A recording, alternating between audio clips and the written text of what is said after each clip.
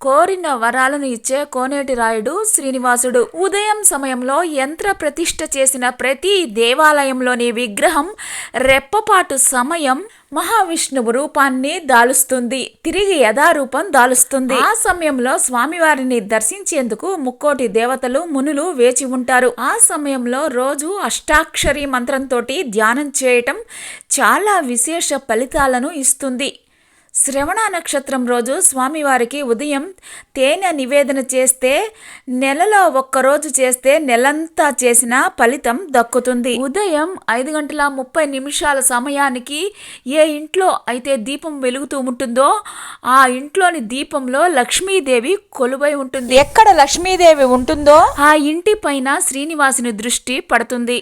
వెంకటేశ్వర స్వామికి ఇష్టమైనది పిండి దీపాలు. బియ్యం పిండిని ప్రమిదిగా చేసి అందులో ఆవు నెయ్యి పోసి దీపాన్ని వెలిగించాలి. ఇలా చేస్తే దీర్ఘకాలిక రోగాలు తగ్గుతాయి, అప్పులు తీరిపోతాయి, స్త్రీలకు మాంగళ్య దోషం తొలగిపోతుంది, ఇంట్లో గొడవలు తగ్గుతాయి, వ్యాపార వృద్ధి కలుగుతుంది.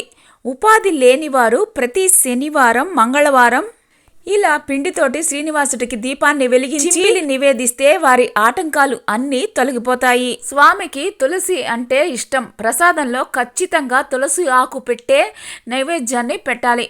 తులసి దొరకని సమయంలో తులసమ్మను తలుచుకొని నైవేద్యాన్ని పెట్టాలి. బియ్యం, నువ్వులు, బెల్లం, ఆవు నెయ్యి కలిపి పొడి చేస్తే చిమ్మిలి తయారవుతుంది. ఇది ప్రతి శనివారం రోజు నివేదించి ప్రసాదాన్ని స్వీకరిస్తే శని బాధలు, ఈతి బాధలు తగ్గుతాయి. బెల్లం అన్నాన్ని శుక్రవారం రోజు స్వామికి నివేదించాలి. స్వామివారి తీర్థంలో ముఖ్యమైనది తులసి తీర్థం. స్వామికి ఇష్టమైనది పచ్చకర్పూరం కాబట్టి తీర్థంలో పచ్చకర్పూరం తప్పనిసరిగా వాడాలి.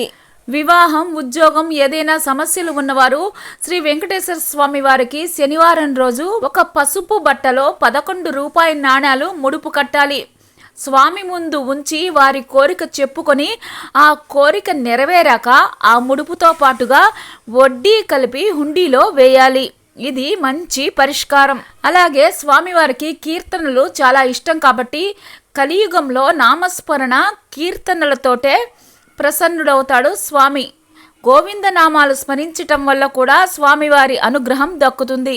ఏకాదశి వ్రతాలు, 7 శనివారాల వ్రతాలు, శనివారం ఉపవాసాలు ఇవన్నీ ప్రీతిగా భక్తిగా ఆచరిస్తే వెంకటేశ్వరుని అనుగ్రహం లభిస్తుంది. శనివారం రోజు రావి చెట్టుకు ప్రదక్షిణ చేసినా కూడా స్వామి అనుగ్రహం దక్కుతుంది. అలంకార ప్రియుడు కాబట్టి స్వామిని అలంకరించినా సంతోషపడతాడు.